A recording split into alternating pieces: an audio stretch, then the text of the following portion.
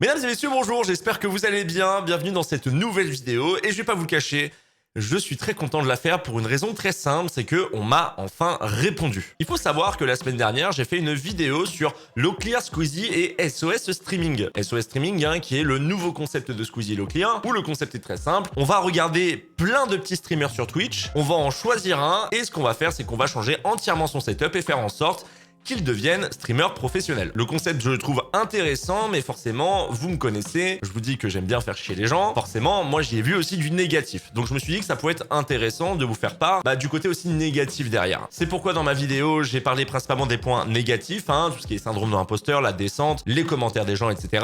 Je vous invite à la regarder, si ce n'est pas déjà fait, si vous voulez davantage vous renseigner. Et comment vous dire que j'étais quand même surpris de voir Locklear réagir à ma vidéo en live. Locklear a regardé ma vidéo et à apporter des informations. Alors, je vais pas vous le cacher, c'est plus ou moins la première fois que je vois un streamer réagir à une de mes vidéos avec 15 000 viewers, mais je suis très content parce que j'en suis ressorti avec des réponses. Et c'est pourquoi je vous fais cette vidéo, parce que forcément sur Twitch, j'en ai parlé à ma communauté. Simplement, ma communauté Twitch est complètement différente de ma communauté sur YouTube. D'ailleurs, si vous aimez bien la plateforme Twitch, vous pouvez directement me follow, vous cliquez sur le lien en description et puis vous appuyez sur le cœur. C'est très facile et gratuit. Mais c'est pourquoi je fais principalement cette vidéo, parce que je trouve ça important de faire un update quand je me pose des questions en vidéo et que j'ai directement les réponses. Mais il faut savoir qu'il n'y a pas que Locklear qui m'a répondu, également Zod m'a répondu. Et je tiens du coup à faire quand même un petit disclaimer que je n'ai malheureusement pas assez fait, je pense, dans ma vidéo précédente. C'est mon avis avant tout. Vous avez votre avis et je le comprends parfaitement. C'est juste que les craintes que j'avais et les points négatifs que j'ai donnés, c'est par rapport à ce que moi j'ai vécu, mais également d'autres streamers ou youtubeurs qui ont fait des petits témoignages par moment sur les réseaux. Beaucoup se sont remis en question, beaucoup ont eu des soucis à cause de ce métier-là. Ce n'est pas anodin. Si j'en parle, c'est qu'il y a bien aussi une raison. Mais vous avez votre avis et sachez que je le respecte entièrement. Si pour vous, le syndrome de l'imposteur, ce n'est absolument rien, si pour vous, les chiffres, ça ne vous fait absolument rien, tant mieux pour vous. Mais sachez que ça existe quand même. Mais bon, bref, Locklear m'a répondu à une question que je me posais, qui était pour moi la question qui était primordiale, c'est qu'est-ce qui se passe après SOS Streaming? Zod a été partagé suite à la vidéo de Squeezie. Trop bien, tout le monde follow, c'est super, mais est-ce qu'il y a un suivi derrière? Est-ce que Zod est pris en charge? Parce qu'il faut pas oublier que du jour au lendemain, il devient un streamer professionnel. Et un streamer professionnel ne se fait pas à la base du jour au lendemain. Est-ce qu'il y a un suivi? Est-ce qu'il y a quelque chose ou est-ce que c'est juste un moyen de faire une bonne vidéo et après on passe à un autre streamer et on fait exactement la même chose? Si ça avait été ça, j'aurais pas forcément aimé le concept. Parce que je ne suis pas pour qu'on lâche dans la jungle en fait un streamer du jour au lendemain juste parce que ça pourrait faire une bonne vidéo. Locklear m'a répondu en disant qu'il y avait un suivi qui était fait avec Zod. Qu'il continuait d'échanger avec lui et également Squeezie continuait même s'il expliquait Zod que Squeezie est en vacances en ce moment. Mais Locklear passe son temps à lui répéter que c'est avant tout du plaisir, que c'est avant tout du kiff en fait et qu'il faut profiter un maximum. Et que si demain ça redescend, on s'en fout. Ce qui compte, c'est qu'il s'éclate à ce moment-là, qu'il continue de partager du plaisir et du bonheur. J'ai rien à dire de plus, c'est exactement ce que je voulais. Voilà, la vidéo là pourrait s'arrêter là, même si je vais quand même continuer parce que j'ai des choses à vous dire. Mais je suis très content que Locklear ait pu me répondre concernant cette question-là que je me posais, parce que du coup je me dis, il y a un gros potentiel dans ce concept de vidéo et ma crainte a été balayée. Donc moi personnellement, je suis complètement pour ce genre de concept. Je dis pas que Zod doit forcément constamment entrer dans le cercle de Locklear et Squeezie, c'est pas ce que je dis. Ce que je dis juste, voilà, encore une fois, c'est que j'avais peur que Zod soit juste lancé comme ça en mode vas-y Osef, maintenant il fait sa vie et puis on passe à autre chose. Ce n'est pas le cas et j'en suis très content. Je tiens à remercier Locklear sincèrement d'avoir répondu justement à ma vidéo en me donnant cette précision. Il faut également savoir que Zod m'a répondu et j'en suis très content également étant donné que Zod c'est le personnage principal dans toute cette histoire. Il a aussi le droit de parler. Laissez-moi vous montrer le passage où Zod exprime son avis. Tout le monde vient sur le live en disant t'as moins de viewers, comment tu te sens? Non, y a plus personne, dans un mois t'es fini. Les gars, le nombre de viewers, je ne sais même pas combien on est, ne me dites pas dans le chat, je ne regarde même pas le nombre de viewers. Qu'on soit 10 000, 5 000, 3 000, 2 000, 1000, 500, 100, je m'en fiche les gars. Je m'en fiche. Moi ce que je veux, c'est partager un jeu. Pour l'instant, c'est Apex, demain ce sera Call of, après-demain ce sera Battlefield, etc. Mais faut vraiment que vous sachiez que ça m'intéresse pas le nombre de viewers. Peu importe. Et encore une fois, si demain tout s'arrête, c'est pas grave. C'est absolument pas un problème. Et encore une fois, si demain tout s'arrête, s'il y a une grosse baisse, c'est pas grave. Parce qu'en fait, je suis en train de vivre un rêve. Si j'ai commencé ça, c'est pas dans l'objectif de percer, d'avoir des centaines de milliers de viewers ou peu importe. C'est juste de kiffer et de vous faire partager ce que je kiffe. Et ça, c'est une très bonne chose. Alors, même si pour moi, les chiffres, c'est quand même important, faut pas l'oublier, quand même, les chiffres, c'est ce qui, soit peut motiver certaines personnes, mais également, certains, ça leur permet de se rendre compte que s'il y a une baisse, c'est qu'il y a quelque chose qu'il faut peut-être changer. Mais Zod pour l'instant juste profite un maximum et j'en suis content parce qu'au final le mec ne se prend pas la tête avec les chiffres. Personnellement j'avais également peur que à cause des commentaires des gens, parce qu'il y en aura forcément à cause des commentaires des gens, bah du coup ça le démotive et au final ce n'est pas du tout le cas. Il a envie de continuer et de saisir sa chance et d'en profiter un maximum. Moi personnellement je vous le dis, le but de ma vidéo n'était pas de faire chier ou de tuer Zod. Il y avait aucune en fait envie de ma part. Moi c'était juste expliquer aux gens qui idéalisent avant tout ce métier qu'il faut prendre aussi en compte qu'il y a des points négatifs dedans et que si ça se retourne contre vous, que vous rentrez dans ce cercle vicieux des streamers et youtubeurs, ça peut vous bouffer la vie. Au final ça n'a pas l'air d'être le cas, j'espère que ça continuera comme ça pour Zod parce que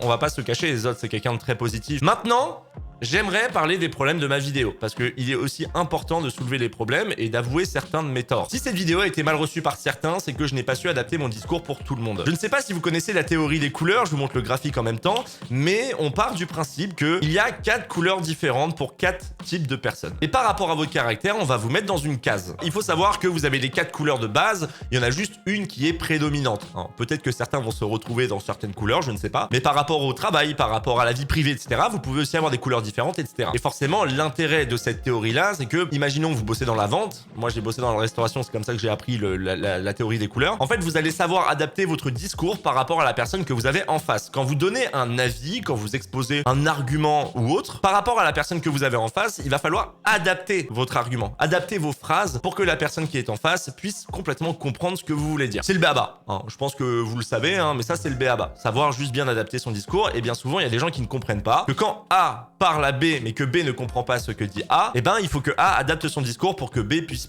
finir par comprendre. Sauf bien entendu si la personne est bornée et de mauvaise foi, là malheureusement vous ne pourrez rien faire. Mais forcément, quand vous exposez un avis comme je l'ai fait dans ma vidéo précédente, il faut savoir adapter son discours par rapport aux gens que j'ai en face de moi. Sauf que la petite difficulté de YouTube, c'est qu'il y a les 4 en même temps. Donc du coup, c'est toute la complexité des fois de YouTube quand vous donnez votre avis, c'est qu'il faut savoir adapter son discours pour les 4. Faire en sorte que les 4 soient conquis. Malheureusement, et ça c'est un problème d'écriture dans l'histoire, dans ce que j'ai pu dire, il y a des gens qui ont mal pris certaines phrases que j'ai pu sortir. Certains ont pu trouver que c'était peut-être maladroit par moment. Je m'en excuse complètement. Le but n'était absolument pas de tacler, mon but n'était absolument pas de voir que le négatif. Si vous l'avez pris comme ça, c'est de ma faute. Et du coup, j'en prends note pour les futures vidéos. Le deuxième problème de ma vidéo, c'est le moment où je parle du mérite, où j'explique tout simplement que Zod ne mérite pas en fait ce qu'il a. Il y a déjà un premier problème, c'est que la vidéo, je l'ai vue une fois. Elle dure plus d'1 heure et forcément, regarder 2 fois la même vidéo, ce concept-là, j'étais pas forcément chaud et ça, c'est un problème de ma part, un problème professionnel. Parce que si je l'avais vu une deuxième fois, j'aurais su que ce n'était absolument pas un tirage au sort, mais plutôt Squeezie et Locklear qui vont sur Twitch, qui regardent plein de streamers qui ont entre 10 et 50 viewers, ils en découvrent plein et puis ils en choisissent un dans le tas pour lui faire refaire son setup et le booster. Forcément, si je pars du principe que c'était un tirage au sort, pour moi, il n'y avait aucun mérite. Et ça a été un problème. Et je tiens à m'en excuser. Cependant, il faut aussi le souligner, il y a quand même une grosse part de chance dans l'histoire. Être au bon endroit au bon moment, déjà, c'en est une. Mais également autre chose, c'est que, comme le dit Squeezie dans sa vidéo, il y a énormément de pépites. Il y a eu énormément de pépites qu'ils ont pu découvrir sur Twitch. Il a fallu en choisir un. La question que je me pose aujourd'hui, je ne sais pas si j'aurai forcément une réponse, et je sais même pas s'il y a besoin d'une réponse, mais comment ils ont fini par choisir Zod? Est-ce qu'ils ont fait élimination par élimination, ou est-ce que dans tous ces streamers là ils les ont mis dans un Excel et ils en ont choisi un dans le tas au hasard? C'est un peu la question que je me pose, et si c'est le cas, ça reste quand même un tirage au sort, et en effet il y a quand même un gros facteur chance. Je tiens quand même à préciser, et je le redis parce que j'ai l'impression que les gens ne l'ont pas entendu cette partie là, en aucun cas je dis que Zod est un mauvais streamer et qu'il ne mérite pas de gagner des futurs viewers, des followers, des abonnés, j'en passe. Ce que je veux juste dire, c'est que dans le tas, par rapport à un streamer qui évolue petit à petit, la part de mérite est différente, mais ça n'enlève en rien quand même la part de mérite qui reste. Ça a été un problème de communication de ma part, je l'ai mal exprimé, c'est un problème professionnel du fait que j'ai pas re-regardé la vidéo. Encore une fois, je tiens à m'en excuser. Il y a également un dernier point qui a été assez mal compris, c'est à la fin quand je dis que pour moi, tout le monde n'est pas forcément fait pour ce métier. Et ça arrive. Ça n'a pas été très bien compris par Locklear, parce que Locklear part du principe qu'on peut être un Elon Musk si on veut vraiment le devenir. Ça, c'est vraiment une question de point de vue. Je suis pas forcément d'accord. Il y a des métiers où, malheureusement, physiquement ou mentalement, si vous n'êtes pas au top, ça ne pourra pas marcher. En effet, en travaillant, vous pouvez devenir la personne que vous souhaitez devenir. Il va falloir vraiment beaucoup charbonner. Cependant, n'oublions pas quand même le mental dans toute cette histoire. Tout le monde n'a pas le mental pour pouvoir supporter toute une communauté, pour pouvoir supporter les critiques négatives et j'en passe. Il y en a dans le tas, malgré des années et des années, ils se prennent encore la tête avec une partie de leur communauté. Ils n'arrivent toujours pas à passer au-dessus des critiques négatives, malgré le fait que je pense qu'ils essayent de bosser dessus ou tout simplement parce qu'ils ne bossent pas dessus. Ils n'ont pas de remise en question, ils ne comprennent pas. Et c'est dans ce sens-là que je voulais le dire. C'est que être streamer et youtubeur, n'importe qui peut le devenir, c'est vrai. Par contre, à côté, pour tenir, c'est autre chose. il va falloir quand même vous accrocher. Et je préfère être réaliste et je reste campé plus ou moins sur mes positions. Cependant, je comprends ce qu'a voulu dire Leclerc en disant que il faut beaucoup travailler pour devenir celui qu'on veut devenir. Je soutiens complètement son point de vue, même si je suis encore un peu dubitatif. Bref, terminons sur la conclusion. En effet, dans ma vidéo, je parle principalement du négatif et le positif prend que 2 minutes dedans. J'aurais dû peut-être sortir un petit peu plus le positif parce qu'il y a beaucoup de positifs dans cette histoire. Aujourd'hui, Zod, c'est quelqu'un qui, je pense, est conquis. C'est quelqu'un qui est très heureux de faire ce qu'il fait. C'est quelqu'un qui apprend le métier beaucoup plus rapidement que les autres. Donc, c'est aussi un challenge. C'est des nouveaux objectifs. Il profite un maximum. À côté de ça, Leclerc et Squeezie ont fait un concept qui plaît énormément en termes de vues, en termes de retour. Ça a beaucoup plu aux gens. En fait, au final, tout le monde est gagnant. Moi, vous me connaissez, c'est le concept de ma chaîne, c'est toujours voir le problème dans l'histoire. C'est beaucoup plus, on va dire, aguicheur. Hein. Je sais que pour certains, ah, c'est pas bien, c'est aguicheur, mais c'est juste le concept de ma chaîne. Je pense que vous le comprenez. Bien entendu qu'il y a du positif, mais il y a aussi une réalité qui peut être dure des fois à entendre. Mon but n'étant pas d'être malveillant, c'est d'essayer d'être un maximum bienveillant. Cependant, j'aime bien aussi vous parler un peu de la réalité et des choses sans vouloir trop tacler les gens. Mais en tout cas, je tiens sincèrement à remercier Leclerc et je tiens sincèrement à remercier Zod de m'avoir répondu parce que c'est pas tous les jours qu'on peut avoir des réponses quand on se pose des questions sur YouTube et donc j'en suis très content. Je tiens quand même à remercier les gens pour vos retours par rapport à cette vidéo. En tout cas, merci de m'avoir écouté. Ça a été un plaisir pour moi de faire cette vidéo. Merci de m'avoir regardé jusqu'ici. Encore une fois, ma vidéo est disponible si vous voulez la re-regarder ou si vous voulez la regarder tout simplement. Vous faites ce que vous voulez. N'hésitez pas à vous abonner, à mettre la cloche également pour être averti quand je sors une vidéo. N'hésitez pas également à liker cette vidéo, bien entendu, si elle vous a plu. Moi, je vous dis à très bientôt. Portez-vous bien. Profitez de la vie. C'était Sir Gippy.